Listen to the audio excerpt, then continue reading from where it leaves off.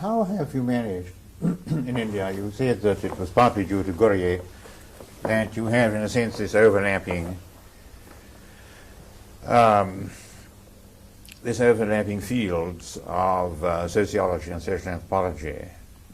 And I think it's significant that you said yourself that you found Radcliffe Brown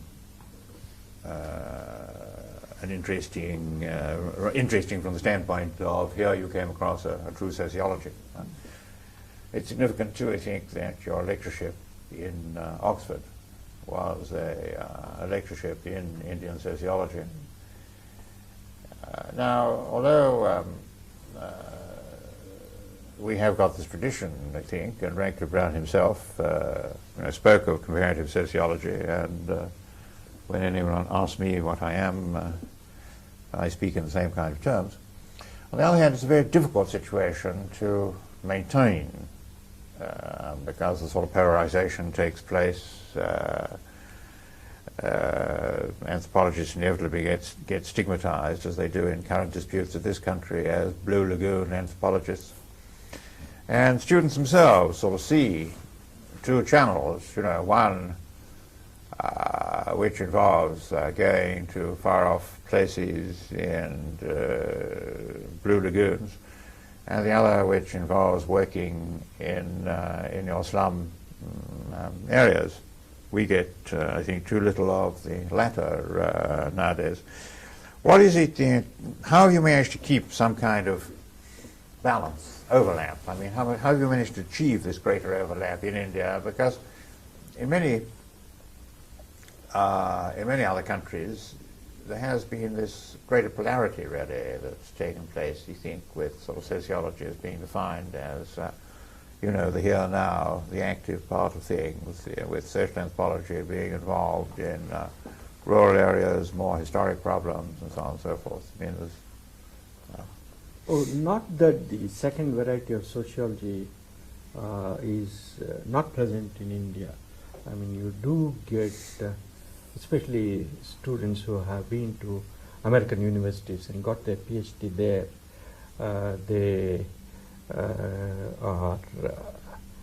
they use survey research techniques, and they use sampling and statistical methods and techniques much more than the anthropologists. And they are also able to produce books and papers more, I won't say easily, there's more of it in India than from social anthropologists proper. And this kind of sociology is often put in opposition to social anthropology by the practitioners of sociology. And I've had the distinction of being disowned both by sociologists and social anthropologists in India. That's a very honorable position to be in. But there are certain tendencies, or rather features in Indian culture itself, which enable you to, which force you to come out of your preoccupation with tribes or with urban people and to go back into history. For instance, Gurye's own influence is very significant in this connection.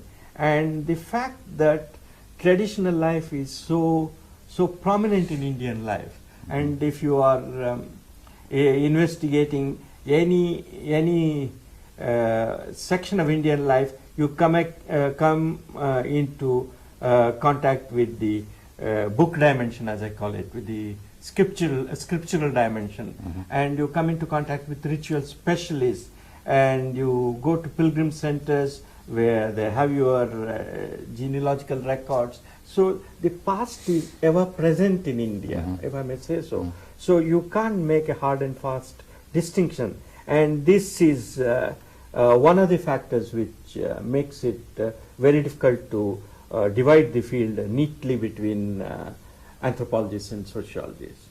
And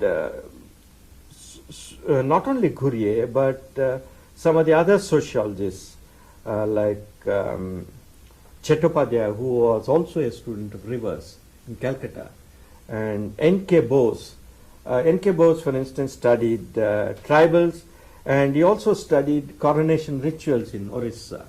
He didn't publish much though, but this toing and froing between tribes and aspects of traditional culture, studying pilgrimage centers and so on. So the presence of tradition in a very strong and in a very live manner in Indian culture is certainly a factor, I think. And apart from it, I have, another idea which I find very useful. Another idea of Ratcliffe Brown's is this concept of comparative sociology. The only thing is it's not practiced anywhere, but it's useful as in polemics to when you're fighting for the right kind of right kind of sociology or anthropology, to call yourself a comparative sociology, which ideally includes all societies in space and time. And that is to say, you can work, for instance, in ancient India. I mean, you can discuss the role of Buddhism in ancient Indian society or Jainism in ancient Indian society. And one of Arvind Shah, for instance, who has done probably one of the best studies of best village studies in India. He did study a multi-caste village in Kheda district, and he is deeply interested in history, and he has written several papers in what I call sociological history, and he is bringing out a collection of his papers in sociological on sociological history, with the special area being Gujarat. So I would not, I would argue for comparative sociology, and this also enables me to have a dialogue with historians, with demographers, with economic historians and others. And I think sociology, as it is developing in India, has a continuing dialogue with these people. It's not enough. I think we should have more of that dialogue. And on the other hand, you have linkages with, within quotes, Indologists, Sanskritists, and specialists on Buddhism, Jainism, and so on. So as I see it, you have to work with the social sciences, and you have to work with the Indologists, and you also are interested in tribes, and many of these tribes have some Hindu traits in them. You remember one of the criticisms of Mao's, I don't know how justified it is, of Rivers' work on the Todas is that Rivers ignores the influence of Hinduism on the Todas, you see. When these tribes live cheek by jowl with Hindus, there's a continuous interaction between the two. There is not only Hinduization of tribal groups, but at the lower levels of Hindu society itself, tribal elements are quite strong. I mean, I Yes. speak, we can't ignore this element. Apart from it, historically speaking, many of the dominant castes of India have come from the ranks of tribes. So given such a culture civilization, I think any kind of sharp differentiation between sociologists who study sectors of urban society and anthropologists who study tribes would be artificial, and I think would. Well, I think that's true, but on the other hand, it has been possible elsewhere, and when you think of, I mean, it's interesting that it hasn't happened in India, whereas I can remember a few years ago when André Bataille was visiting here, doing his best to persuade Dr. Humphrey and I to get people to go to the sort of central areas of Hinduism rather than going up to the tribes, because I think we found that our colleagues who worked in Nepal are not here, but either they wanted to go to some peripheral area of India, or else they wanted to go into tribal areas. And after all, Ratcliffe Brown himself worked in the Andaman Islanders, which was hardly a central area of Indian experience. there was, there was a lot of push, I think, still for that, and it's very interesting. I think that Indian Isn't one of the anthropology distinctive has not things done about that. Indian anthropology is that so many members of the profession work on their own culture. I mean, that breaks down the barrier. What was your between- relationship with Coorg and Rampur? My relationship with Coorg, unfortunately, I visited it incognito a few years ago, but I really want to go there once, announcing that Coorgs know about me. No, I really meant taking up. I was taking up Stephen's point there. You weren't going back to your own culture in Coorg. No. No, I'm sorry. I was. Yes, but that, so, so how, in a sense, I suppose, there seem to be a lot of difficulties about working in your own culture. At least that's part of the set of beliefs, I think, that we labour under. Namely, that one doesn't have perhaps the perspective that one would in working as an outsider. Secondly, perhaps there would be actual difficulties working as a participant, observer, in a circumstance in which one is already a part of the system. Are these difficulties that beset you, or is it because Indian society is so fragmented, and since one's always an outsider, there's no... Let me put it this way. There are difficulties for the insider, and a certain amount of discipline let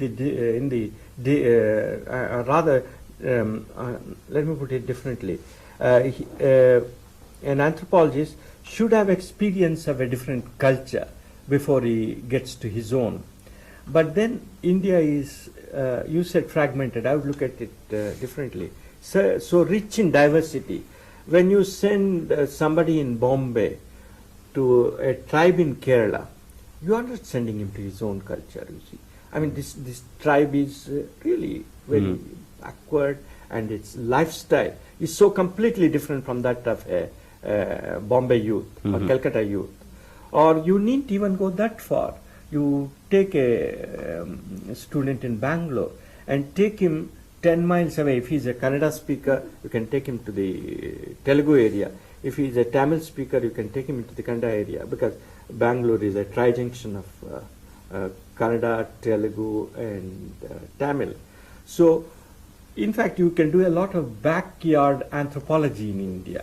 It is so rich in diversity that you are at once a stranger, and the surprises you get. If one is sufficiently reflective, and I hope anthropology students are sufficiently reflective, that is, you tell yourself after a while, I thought I knew this culture, but I don't know anything about it.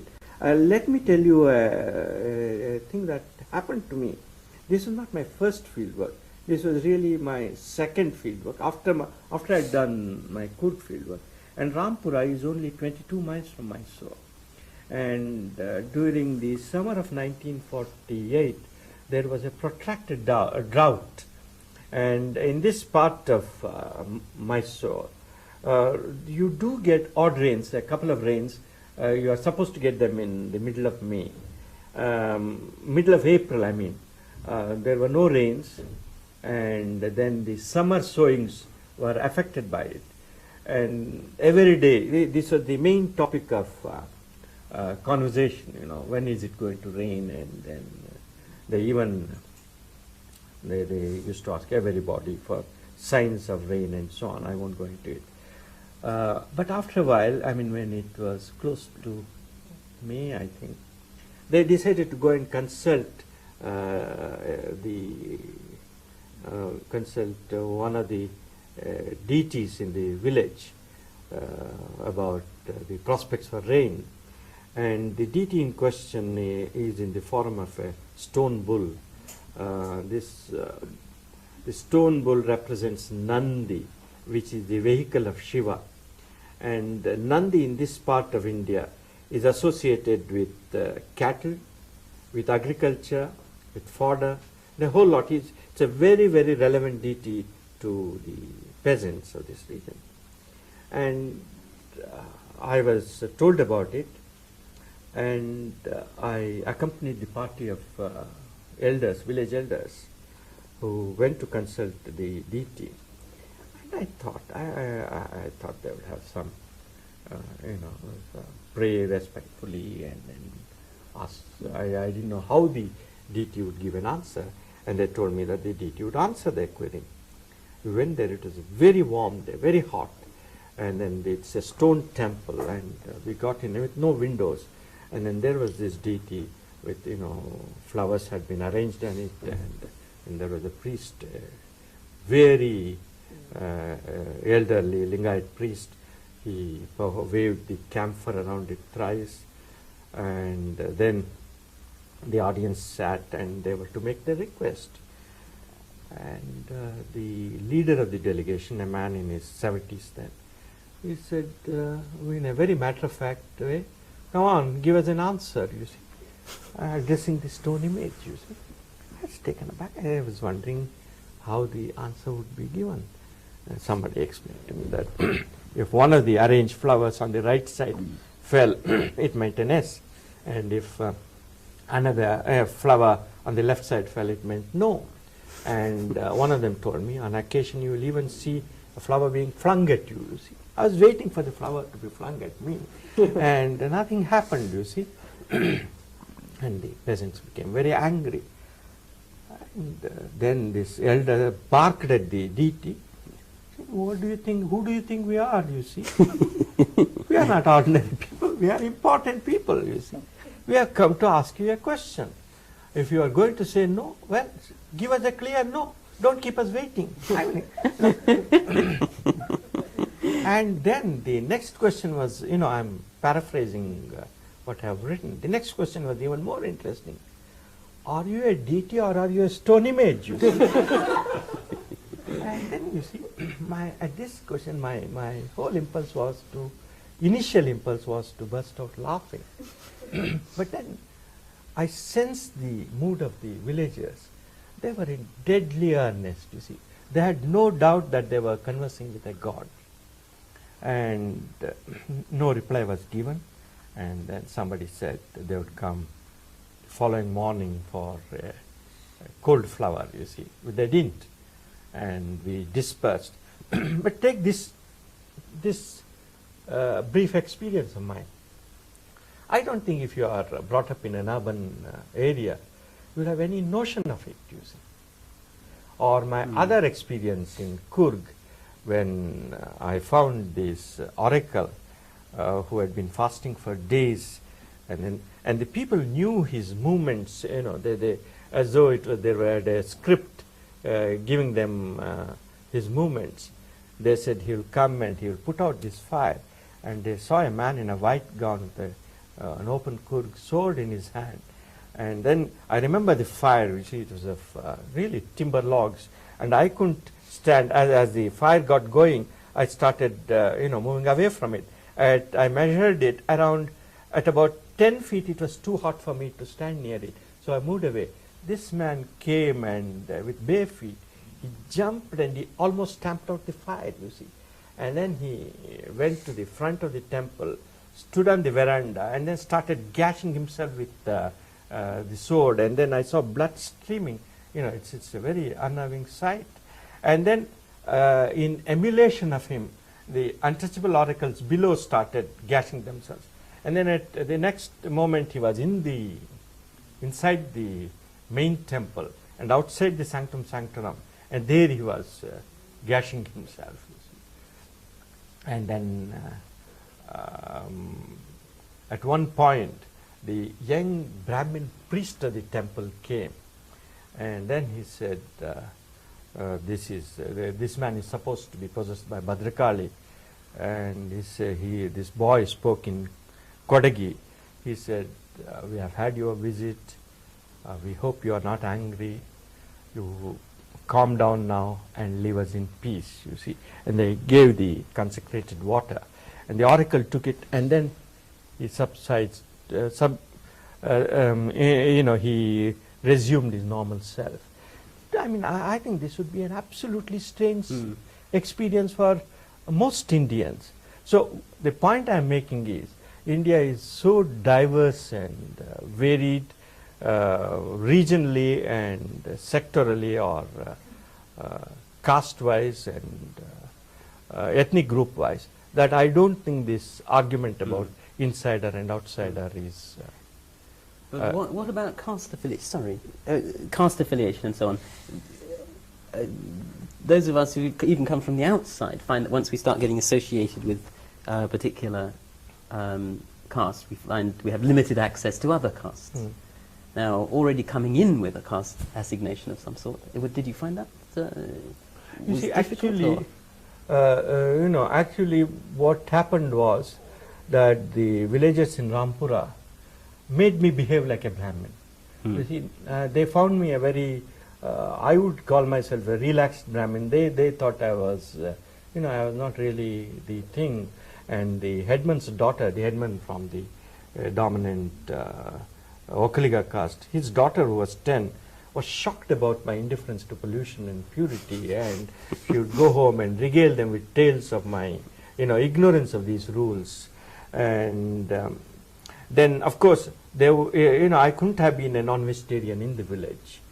And I had, when guests came from the city, the headman, even as the jeep was coming in, the headman would have known the castes of, I'm exaggerating a bit, he would have known of the castes of the occupants or the passengers, and tell me that I would be feeding the Brahmins and he would take care of the others.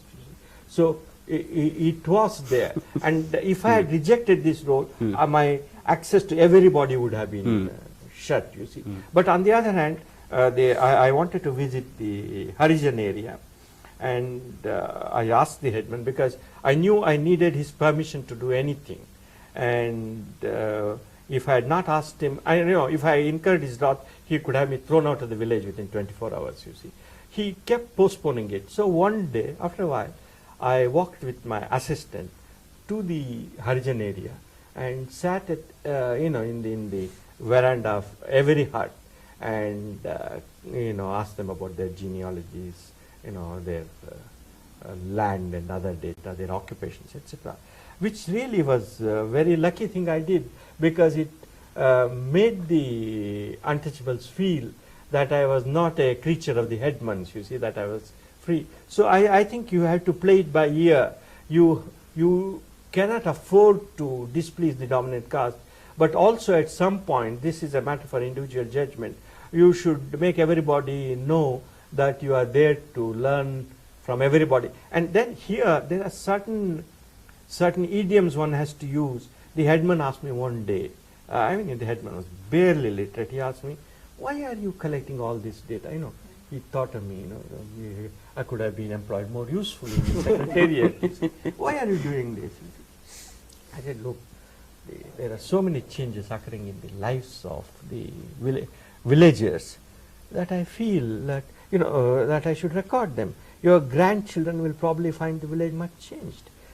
Suddenly, at once he replied, oh, you are doing something like the early Chinese travelers who have left records of India in the ancient days, you see.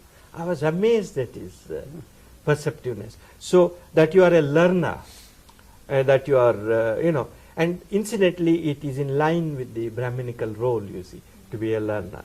And I also went round, at a certain stage I got very interested in the settlement of disputes. And I went and told my young friends there, look, I want to be present at some disputes. I don't come to know about their occurrence. Will you teach me? So they took me in hand, you see. And their way of making me learn was, they would take me straight into a dispute, a street dispute, and say, these are the facts. As the dispute was going on, give your verdict. I would venture forth with with some answer. And at once they would shoot it down and start laughing, you see. This is, with all your degrees and so on, you were given such a foolish judgment. And, they would hide relevant facts from me, But after a while I realized it was a game that was being played in which they wanted to make me out to be a fool, you see. But as long as I was willing to go along with them in this game, I learned more and more about dispute settlement, and I found it very useful to play the role of the fool, you see. And in essence, I didn't know, I knew very little about the village. Carrie, I stole your question, sorry. Well, my questions have been going to be more or less the same as yours, but I'll ask another one now. How important did you find it personally in doing your fieldwork to have close relations with one or two individuals who, or perhaps more than that, who would really give you a sort of psychological idea of what was happening there, as opposed to a more undifferentiated relationship with a lot of different people? Because I remember you wrote about this in your book, The Remembered Village. You described one or two people who were particularly important to you. Three, yes. Yeah. In essence, with the second man, my assistant, the man who appointed himself my assistant, I had no choice at all, you see. And he just came and appointed himself, and he proved to be extremely useful. He was, in who is this man who, primitive man as philosopher, what's his name? Radin. Huh? Paul Radin. Radin. The intellectual class. This man belonged to the intellectual class. He was curious about customs and so on. And he was also what the Americans would call an oddball. He didn't fit into village society. He had a low reputation. At the time I met him, I didn't know that, you see. He had squandered away his inheritance and was living on his wits. He was extremely useful to me, you see. And he would give me a comment on what was going on behind the scenes. But then, after a while, I realized that he had his interest too. You see, the thing is, every man projects a view which is somehow related to not only his perceptions, he has interests, you see. And my friend Kulegoda, I would say that he on occasion promoted a dispute because he would get an opportunity to write documents and make some money and have influence with people and so on. This was one of his roles. But the other one, Nadugoda, the elder among the Okkaligas, he was extremely knowledgeable about village life. And he was also a great friend of mine. With all the three people, I was not only a learner, I had some kind of emotional bond with them. And I also had friendships in the village. And as you probably know by now, that you do not have any privacy in an Indian village, especially if you are a bachelor, as I then was. They were with me from morning till night, and all my notes had to be written while somebody looking over my shoulder. And it was only at night, I used to bolt my door and write under the light of 2 hurricane lanterns. Sometimes the headman would have borrowed one, you see, though I had to write under the light of one lantern. And one night I remember I was very tired and I was sleeping, or trying to sleep, when I got a knock on the door, and he kept on asking for me, Swami, Swami, and so on. Means, it's a respectful way of addressing a Brahmin, incidentally. I didn't answer because I wanted to sleep.